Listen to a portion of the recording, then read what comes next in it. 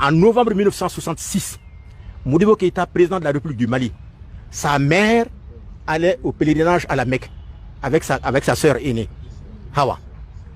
Au moment de leur départ, il a estimé que le président de la République, il n'avait pas d'argent à leur donner. Il a envoyé une lettre précisément écrite le 24 novembre 1966 qu'il a remise à sa mère quand elle allait au pèlerinage pour demander à l'ambassadeur du Mali en Arabie Saoudite, Abdul Wahab Doucouré, de lui prêter 60 000 francs maliens à remettre à sa mère, et à la fin du mois, quand il va avoir son salaire, il va lui rembourser ça. Voilà ce que Modibo a fait. Président de la République du Mali. Quand il y a eu l'éclatement de la Fédération du Mali, en 60, les Sénégalais ont envoyé beaucoup de Soudanais. D'autres aussi ont accepté de venir parce que vraiment ils avaient estimé que ça a été un affront contre le Soudan. Ils sont rentrés. Le quartier qu'on appelle Wolfobou, là, c'est là-bas que les premiers ont résidé. C'est pourquoi on appelle Wolfobou, c'est-à-dire le quartier des Wolofs. Ce sont les Soudanais qui ont été renvoyés du Sénégal qui sont venus.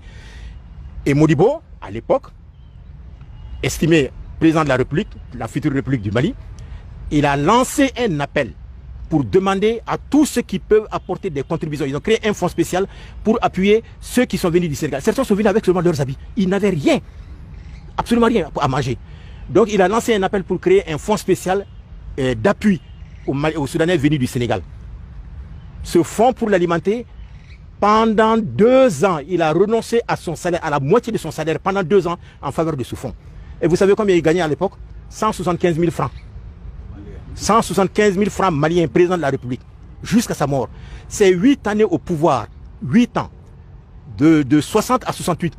Tout son salaire cumulé pendant les 8 années, ça ne faisait que 23 millions de francs maliens. Divisé par 2, ça fait à peine 12 millions de francs CFA. Pendant 8 ans, ce qu'il a gagné, il n'a jamais touché à 1 franc du denier public. Jamais. Mais aujourd'hui, vous voyez, le président qui est parti, il avait 150 millions, prime seulement, hein, ses indemnités de défense mensuelles chaque mois, ça n'a rien à voir avec son salaire. Son salaire, c'était près de 4 millions de francs CFA.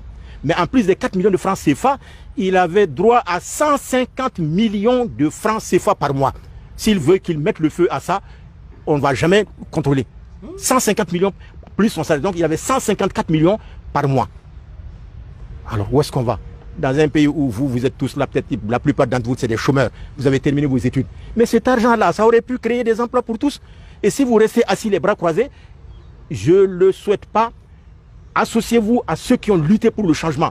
Sinon, si vous laissez le champ à d'autres vautours qui sont en train de s'organiser pour essayer de tromper les militaires, vous allez avoir des situations pires que ceux que vous avez vécues sur Ibeka. Donc mobilisez-vous autour du M5. Mobilisez-vous autour du M5 pour que jamais au Mali on ait à notre tête des gens qui ne songent qu'à eux-mêmes, qu'à leur famille, plutôt qu'au pays. Donc moi je pense que s'il y a un message à vous donner, c'est un peu ça. Hein, vraiment.